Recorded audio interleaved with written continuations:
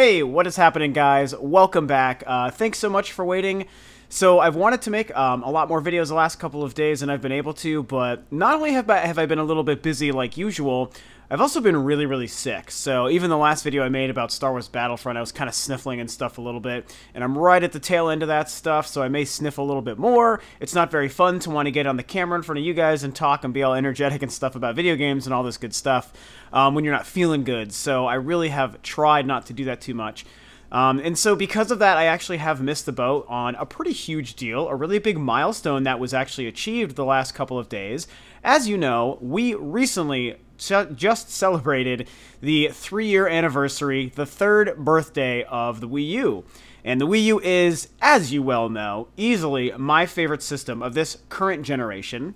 I, of course, do play and own all the systems, so anyone who stumbles upon this video, you know, this isn't just fanboy rhetoric. I am a diehard Nintendo fan. I think the Wii U is fantastic despite some flaws, but make no mistake, I play on my PC, I have a PlayStation 4 and an Xbox One that I all support and play on, so, you know, I like to consider myself an even-keeled, equal opportunity gamer, and through that, I have maintained a really strong fanship of Nintendo this whole time, because I still just think that they're the best company out there, and through that, the Wii U, as controversial as it may have been, still stands as my favorite console this generation. The thing is just fantastic. 3 years feels pretty interesting, especially with whatever may be looming next year, 2016, you know, the inevitable and impending announcement of the NX, the reveal of what that's going to be. All sorts of rumors. When is it going to finally launch? Is it going to launch in the summer next year? Is it going to be Christmas next year? Is it going to be sometime the following year, 2017? Will the launch of the NX finally officially signal the death of the Wii U? You know, all these different things, and we've been talking about it for a long time now in the gaming community. I've talked about it many times on the channel here, and it's a very interesting topic, but what I do want to do is still take this day to kind of celebrate the Wii U in its 3rd year. We've made it this far, almost 11 million units sold. Not a big hit, unfortunately, not a runaway smash hit Nintendo like we had really hoped it was going to be, which is too bad. And because of that, that's why I wanted to approach this a little bit differently than I think some people are doing it. I want to discuss basically what has gone well for the Wii U and what has not gone so well for the Wii U in its 3 years of life leading up to this point. Again, it stinks being, you know, a couple days behind the curve. I know a lot of people have already talked about the 3-year birthday in the Nintendo community here. And like I said, I wanted to talk about it, but I've just been too sick, and today is the best day for me to be able to do it. So it is what it is. Hopefully you're still interested in hearing me talk about that. So I figured the best format to do this would be to discuss something that hasn't gone well for the Wii U in its life, and then follow it up with something that has gone well, because I think it's more interesting and more fun to start off maybe on the more negative side, but then end on something positive. So if I was to think of maybe the first thing that comes to mind on something that really hasn't gone well in the entirety of the Wii U's life, something that I think most people would probably agree with me on, is the marketing. Obviously, the early marketing leading up to the Wii U's release, and even in the following year, maybe even year and a half, Nintendo really struggled on the marketing. They really struggled to sell people on it. We all know about the initial reveal of the Wii U at E3 2011, and how that really didn't go very well. It was very confusing for a lot of people, and people couldn't really tell what it was. You know, all they were showing was the controller, and they didn't get into the specifics, and it was like, well, I think that looks cool, but what is that thing really? We just didn't know. And the confusing messaging, you know, combined with a really not excellent marketing campaign, just in what you would see in advertisements and on TV and in commercials and stuff and online, it just didn't sell the system as this great new next-gen Nintendo piece of hardware and technology that you just had to own for all these games. You know, not to mention not having a strong launch lineup, that would have been part of it as well, but really, when you think of the whole life of the Wii U, it's just been this really confusing thing that Nintendo, I mean, they just struggled to sell to the consumer, you know? There's obviously a lot of things the thing has done well, and that's why I'm telling you it's my favorite system, but still, even with what I think is a great system, Nintendo couldn't sell it to people.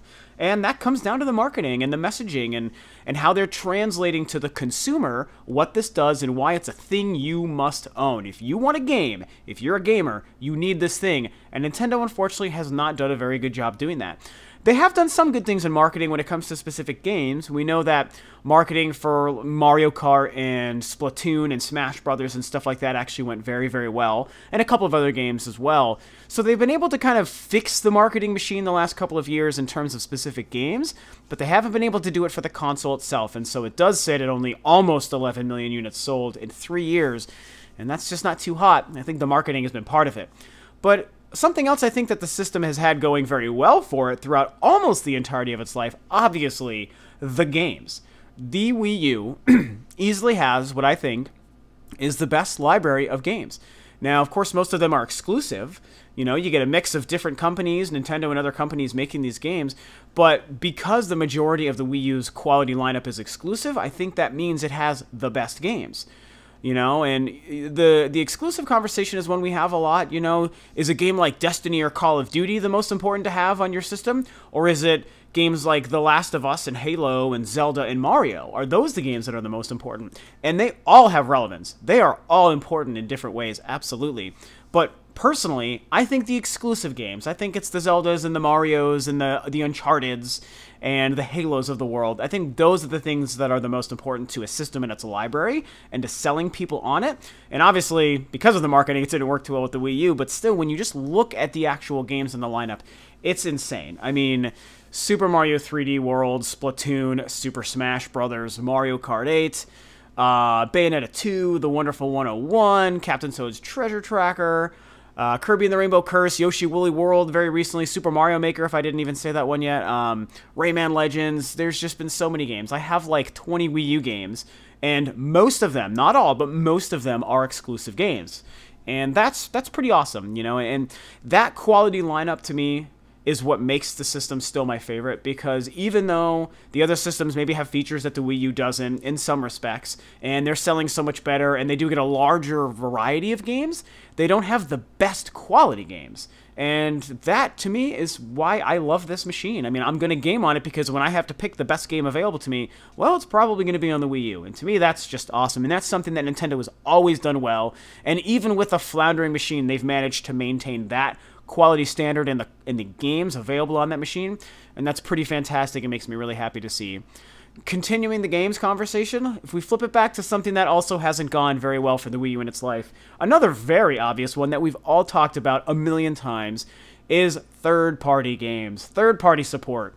Yes, I have a couple great third-party games, and there have been a few really good ones released on the system, mostly exclusive third-party games, but when you look at, as I was just saying, the very important third-party games, games like Destiny, like Grand Theft Auto, like Mortal Kombat, or all of the Batman games, we did get 2 of them, but we didn't get the other ones, you know, those games, they are important. And you do want those on your system, you know, and it really hurts when you can't have the complete full breadth of the gaming library landscape available to you. That's going to hurt how people perceive your machine and what they have available to play on it, I think. You know, and Nintendo has had this weird relationship their last couple of systems and the last few years, actually probably decade and a half or so, where it seems like they've been continuing business practices that I probably mostly agree with if I was to think of what these things are. I think they're business practices. I want them to continue, but they're also the kinds of things that are sort of alienating themselves from some of the third parties because of how they want to do things. And what I think Nintendo needs to work at going forward is finding a balance of maintaining the business practices that are important to them to not compromise the quality company they are, but still finding a way to make it enticing for these other companies to want to make their games on their systems. I mean, I should be able to play Destiny on my Wii U, and other people should be able to pick up games like Grand Theft Auto on their Wii U if they want. And it's definitely hurt the sales and the impact and the perception of the Wii U to not have all of these games available. There is no doubt. You know, I know a lot of really diehard Nintendo fans maybe want to argue this and want to say, oh, we don't need them, Nintendo doesn't need them, they're too good for all these things, and da-da-da. And it's like, you know, I mean, they are too good for the shitty business practices that come with the third parties, but I don't think they're too good for those quality games because these companies make really good games. Assassin's Creed is another series that was on the Wii U, and they certainly tried, but then that went away. And you got to keep a game like Assassin's Creed on your system. You do, guys. I wish you didn't, but you do. And it's okay to admit that you do. You just have to find that balance, like I said, of being the good company you are, but still finding a way to entice third parties to release your games on your system, because the gamers want that. A lot of gamers, not everyone. You can never speak for every gamer, but you can speak for a larger group of gamers, and I think a larger group of us would like those. I love Nintendo. I love the Wii U just as it is, but I'd love it even more if I could get all my third-party games on the Wii U as well. So, just saying, I think that that's been something that we obviously know hasn't gone too well for the Wii U. But let's flip that game conversation back one more time and talk about what has also gone very well for the Wii U. The first-party games. Nintendo has been out in force on the first-party front for the Wii U, and it has easily been the #1 thing keeping it in the race, even at all, the little bit that it's still in the race. And the reason it's still relevant right now, and we still talk about it, and I'm talking to you about it right now, is because of the first-party games. Why are the games so great on the system?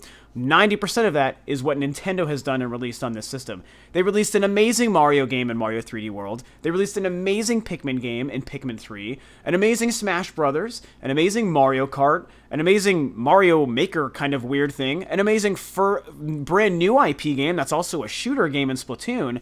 I mean, they've just been killing it, you know? And there's obviously a couple that we know are missing.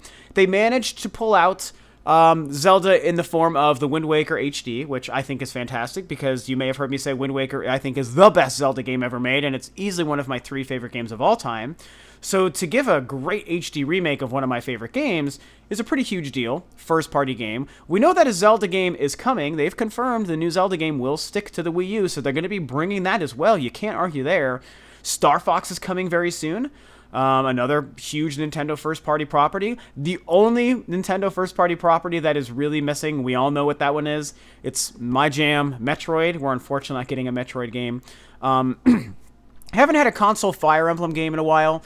And there was another one that actually just went in. Oh, F-Zero. You know, we didn't get that. But Metroid is much bigger on the console front than those two series. And we all wanted it. We've all been expecting it. And it seems like it's not going to happen. But if you remove Metroid from the conversation, everything else, Nintendo has just completely delivered. And they still have 2 more huge ones to go to deliver in Star Fox and Zelda that will release on the Wii U. And maybe even Pikmin 4. We, of course, know about that game. What's going to happen with Pikmin 4? Will it be a Wii U, an NX, a simultaneous release? We don't know. It could be a Wii U game. And also on the Fire Emblem front, I'm glad I didn't forget this, Shin Megami Tensei Cross Fire Emblem is a Fire Emblem universe game coming to the Wii U next year, so that's pretty cool. And they're even getting a Pokemon game next year, the Pokken Tournament, however you say it, that's coming out next year. So, I mean, all this stuff is first-party goodness from Nintendo. And they had a couple first-party kind of duds a little bit, like the new Super Mario Brothers and Luigi Mario Brothers thing. Like, those things, they're good. They sold very well. Nintendo Land, you know, very cool stuff, but they didn't really blow us away. Even stuff like Kirby and the Rainbow Curse and Captain Toad's Treasure Tracker, which are good games, they're not quite to the level of the other ones.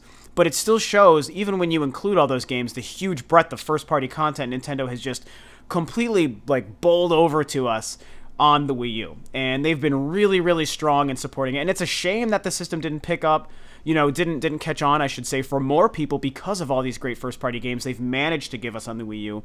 But it is what it is. It's kind of too late to cry about that now. We just have to accept it. But if you go back and look at the library that they've made available to us in the Wii U, it is stellar. Just as one console's Nintendo lineup, if you were to compare all of Nintendo's games on the Wii U to the GameCube and all these other things, and the Wii even, I feel like the Wii U's might even be the strongest since the Super Nintendo at the very least. And that's saying something. Maybe 64. But, you know, that's what's happening on the first-party front. Going back to something that maybe wasn't the best for the Wii U, and this is a gray area for some people, and I toyed on where to put this, but I ultimately decided on the negative side. And that's the name, which, of course, this feeds back into the marketing idea of when they first revealed the Wii U and tried to sell it to us. The name Wii U has also been very controversial to a lot of people. Many people, myself mostly included, think that the name wasn't great.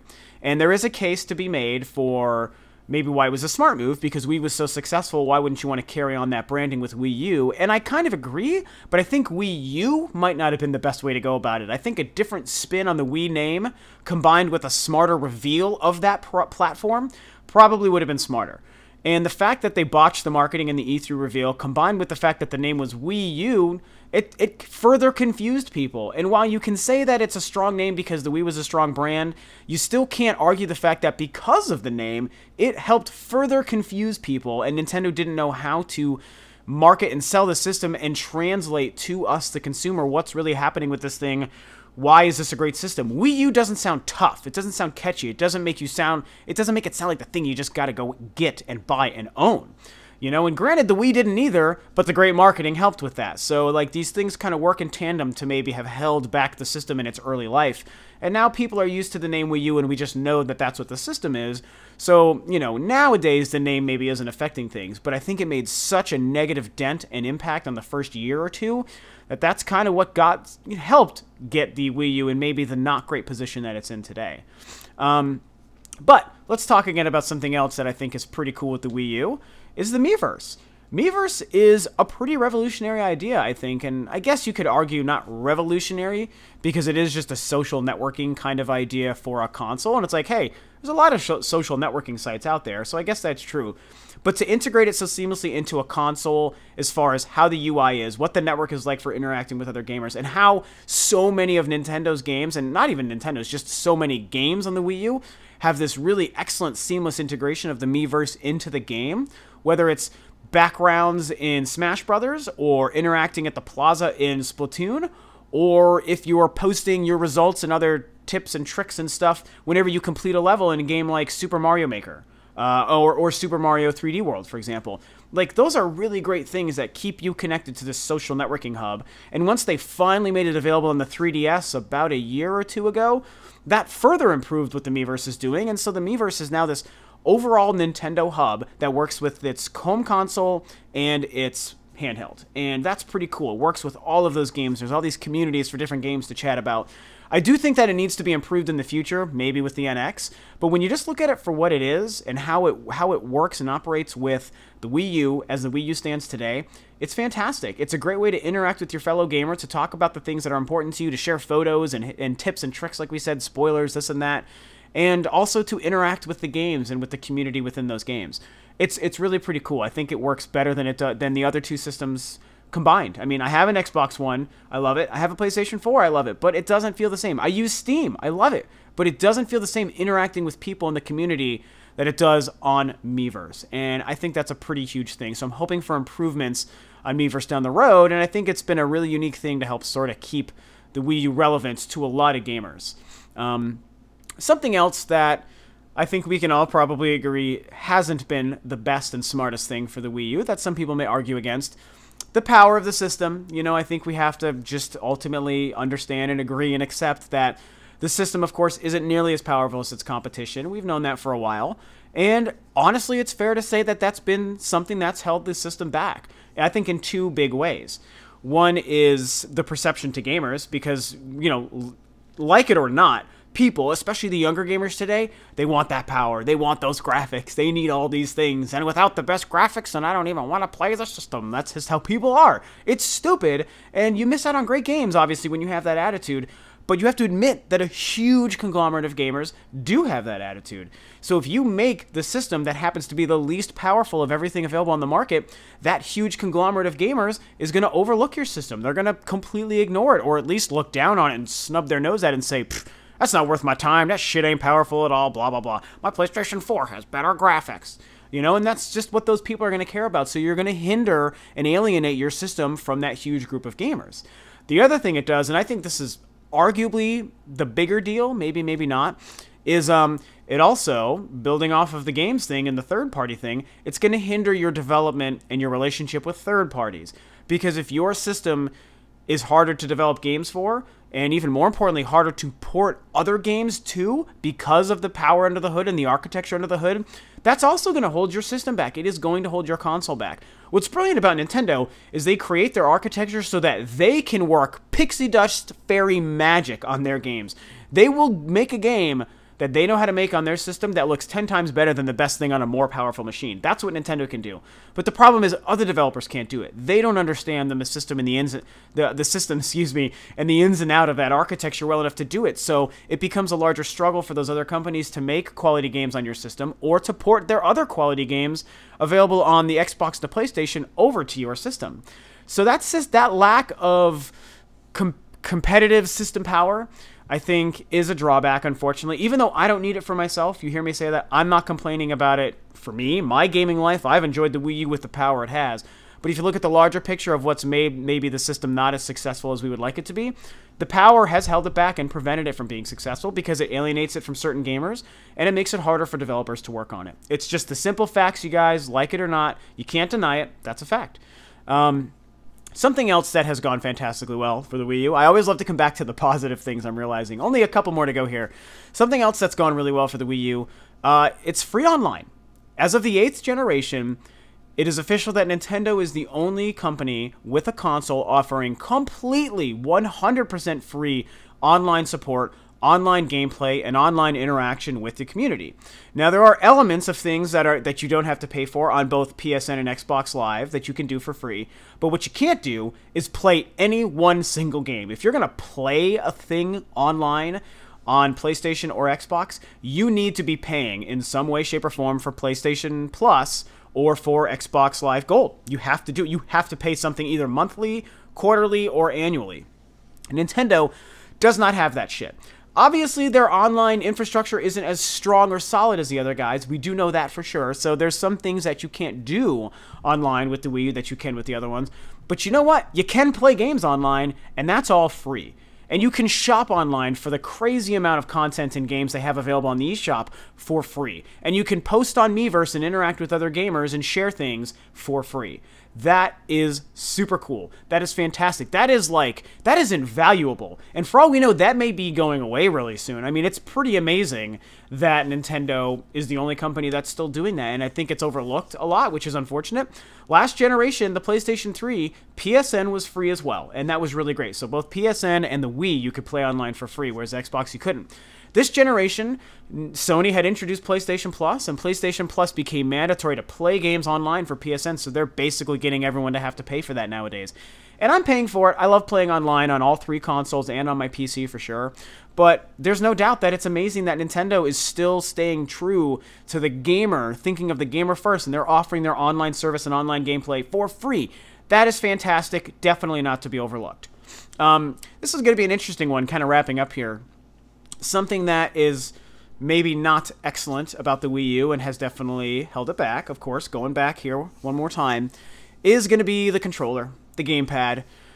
Because, you know, the gamepad is another one of those things, like some of the negative things I've brought up so far, that is alienating and makes some gamers feel like it's not interesting and it's too unique and it's too weird and it's too different. And it may be hypocritical because another company may have introduced something very similar, virtual reality, and people will just lose their shit and be all excited for it. But as soon as Nintendo does it and they offer this controller with a touchscreen and it's all big and it's fat and it's got a camera and motion and all these things and oh god, motion control, people lose their minds. They don't know what to do with it. Oh, that's too weird for me. I just want a regular controller. I just want analog sticks and buttons. That's all I want. And I love regular controllers too, but it's, you know, you still can't help but acknowledge the fact that because people look at that, I'm fumbling over my words here, guys, that because people still look at that controller as different from a regular controller, it's alienated people. I think that there's no doubt that, you know, with Nintendo and their mixed messaging on why it's important to even game with that thing for so long, it just didn't attract gamers to it, and it made gamers say, I don't really think that I need to play with that controller. It's too weird. I just want a regular controller, which, as I was just saying, I also like regular controllers, you know? And, you know, people have a lot of different opinions on the gamepad for the Wii U, and if it should be mandatory and shouldn't, and if Nintendo should have removed it or not, and all these different things. And, you know, whatever your stance on that is, I think the simple and unfortunate fact, just like things with the, you know, the third-party support and the power of the system. Like it or not, gamers just don't necessarily want that kind of experience and that kind of thing, and so it prevents them from being interested in it, and like I said, it just fails to become attractive to a lot of other people in a certain pretty huge conglomerate and group of gamers. But I'm going to flip that script and follow up with one other really excellent thing that the Wii U does and has done throughout its life, and it is also the gamepad, because I think the gamepad personally, is freaking awesome. I absolutely love the gamepad, and I'm sure you're not even surprised to hear me say that. I've brought it up on a couple of videos before. The gamepad, to me, I think, is what makes the Wii U next generation. It's not just the power, because the power is barely better than what the last generation could do, you know, visually. But what the system can do in terms of control, to me, is next-gen. I've said this for a while. The PlayStation 4 and Xbox One might be next-gen in terms of graphics, but the Wii U is next-gen in terms of control. Next-generation control means I have this touchscreen, and combined with analog sticks, combined with motion, combined with a camera, combined with a microphone, and all these other things that I have right here in my hand, and that is fantastic. And obviously, I made a video about this. Not every game has delivered as far as, or developer, I should say, has delivered as far as making great experiences that show why the gamepad is awesome. But there have been a lot of games that do. Zombie U is an example of one. Rayman Legends is an example of one. The Wonderful 101 is an example of one. Deus Ex Human Revolution is an example of one. And there's many others, too. Splatoon is an example of one. You know, Mario Maker, just recently, hello. There are so many games that show why this is an important tool for gaming and why Nintendo did a great thing in creating this and trying to think outside the box. They weren't content just doing the same thing. And they found a way to make a controller that I think should work for everyone. It still holds and feels and plays and controls like a regular controller. It's got buttons, it's got triggers, it's got analog sticks. It feels like a controller that's just a little bit wider, and it's got this amazing touchscreen thing in it. And some games are going to use it, and it's going to make your gaming experience better if it's utilized properly.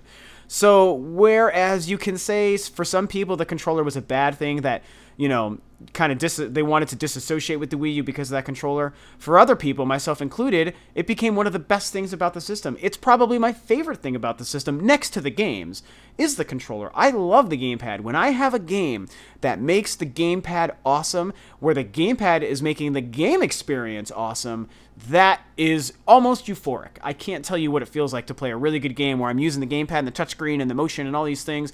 Deus Ex, Zombie U, Splatoon, it's the coolest thing in the world. Fatal Frame 5 recently uses it wonderfully. You know, it's a whole new level of immersion. That gamepad, I think it's kind of the key secret sauce to the Wii U, and obviously not a lot of gamers were willing to give it a shot to discover that, which is too bad. But for me, that's the way I view it. You know, so in wrapping this up, I'm going to talk about one final really excellent thing that the Wii U has been able to achieve throughout its life. So we leave on one final positive thing as we celebrate this third year of the Wii U, going into whatever sort of weird mishmash of chaos the fourth year is going to end up being.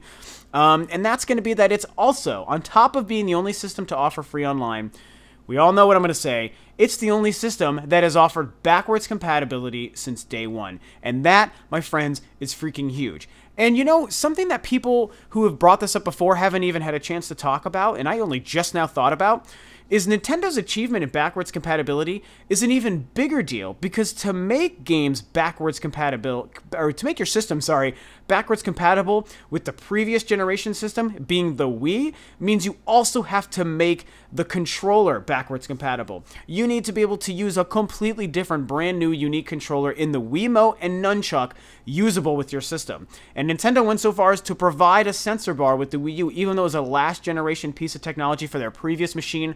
They included that with every Wii U. I mean, it probably cost like $5 to make, but still, they went out of their way to make sure that that was available with every Wii U so that you can use the previous generation's unique controller.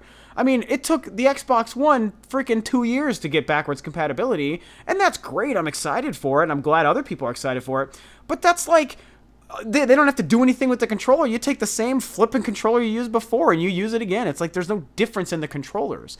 So for Nintendo to do it, not only in the sense that, oh, all this huge backlog of Wii games can now be played on the Wii U for free just because you own the thing. You don't even have to download anything. There's basically a Wii built inside of the Wii U. But they also went so far as to make sure that crazy kooky Wiimote and Nunchuck controller setup is usable on the Wii U so that you can play those backwards compatible Wii games. That is freaking awesome, my friends. And we're dealing with a PlayStation 4 and Sony, who is trying to charge people for streaming services and for updating their last generation games to be playable for money to be playable on the PlayStation 4. And we're dealing with the Xbox One that took 2 years to start making just a small collection of Xbox 360 games as they roll out available on the Xbox One. And so it's great that in some different fashion all these different systems are making these things available for sure, but no one's done it the way Nintendo did it, where it was free, cheap, easy, and immediate from the day you buy your system. That's pretty fantastic. So I'm going to wrap that all up. That's my quick rundown of the positives and negatives of the Wii U and its 3 years of life so far. What are the things that went right, and what are the things that went not so right? Obviously a lot to discuss, and there's probably a couple more things that I could have put into both categories throughout here, but I just wanted to pick up, you know, what was that? I think 5 on each side, plus the final one there. I just wanted to pick those few things to discuss because, you know, I could turn this into a 2-hour conversation if I really, really wanted to, and I don't want to do that to you guys. So, yeah, you know, happy birthday Wii U. Way to go, Nintendo. I'm so sorry that your system that I think is so fantastic, and a lot of us think is so fantastic, isn't really doing that well. You know, you kind of shot yourself in the foot with a lot of those things, and one could argue that a lot of the early unsuccess, is that a word? The early lack of success, I think a lot of it could be maybe put in Nintendo's court, that maybe Nintendo kind of created and perpetuated those problems. But now that we're here in year 3, getting into year 4, a lot of that stuff is old news. And now it's just a great system with a unique controller and a fantastic library that people should be more interested in, and they're still kind of not. And that's too bad. But that doesn't change the system from being fantastic, I think.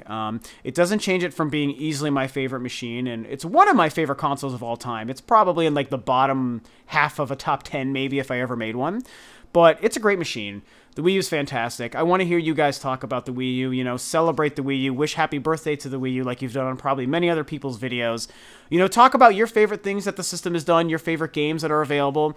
If you have some things that maybe you want to add to some of the things that have held back the Wii U's success, you can feel free to add that as well. I do mostly want this to be a positive thing. We're celebrating the 3rd birthday of the Wii U, but I think it's fair to assess the good and the bad, the positives and the negatives. It's the best way to look at these things impartially. So share your thoughts about all these things below. Thanks for tuning into this crazy birthday video for the Wii U. You know, again, happy birthday, Wii U. Thank you, Nintendo, for making such a great machine. Really excited for the future of whatever you guys are going to do, whatever the NX turns into. However much time we have left on the Wii U, you know, I'm going to keep enjoying it for as long as I possibly can. So that's it. Thanks for tuning in, guys. This, of course, is Rob of Rule 2 Review, and I'll catch you guys next time on another video.